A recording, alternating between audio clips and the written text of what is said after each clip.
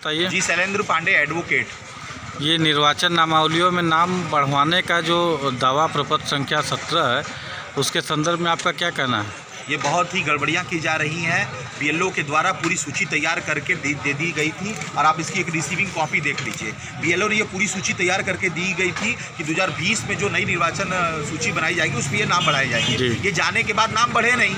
नाम न बढ़ने के बाद फिर 3 दिन के लिए दावा आपत्ति का सिस्टम आया या आपत्ति लगा कर ये फार्म भरे जा रहे हैं। फार्म भरने के बाद हमको ये समझ में नहीं आ रहा है कि जब बीएलओ का ये पूरी जिम्मेदारी थी नाम बढ़वाने की, जो घर घर घूम करके राशन कार्ड, आधार कार्ड जुटा करके सब कुछ लगा के दी जा रही थी, तब जनता लेकर के परेशान है। अब जिस व्यक्ति को ग्राम प्रधान का चुनाव लड़ना है तो वो फार्म लेकर के, आधार कार्ड लेकर के आ गया। तो अब यहाँ पर एक नियम आया है कि ऊपर से एक निर्देश आया है कि 2-2 ID चाहिए।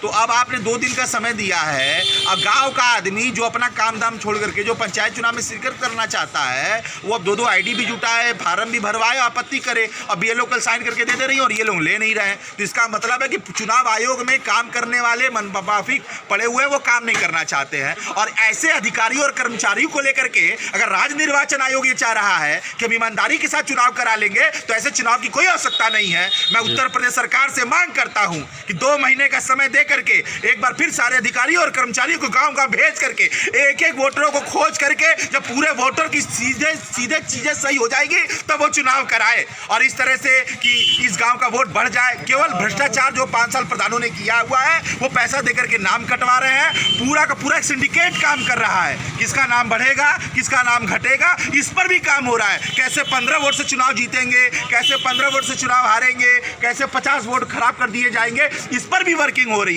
इस पूरे विषय को लेकर के चुनाव आयोग अपने अधिकारियों को निश्चित करे और ये 2-3 दिन से कुछ नहीं होगा। ये बीएलओ क्या कर रहे हैं, क्यों तनख्वाह ले रहे हैं? तो ये प्रश्न उठ रहा है। और ऐसे चुनाव की अगर बात आएगी तो हाईकोर्ट जाकर कैसे चुनाव को हम लोग रद्द कराने का काम करेंगे कि मृतक प्रधान लड़ने वाले मृतक को खोजे कि कौन जिंदा रहेगा, कौन मरा है। ये काम किसका है?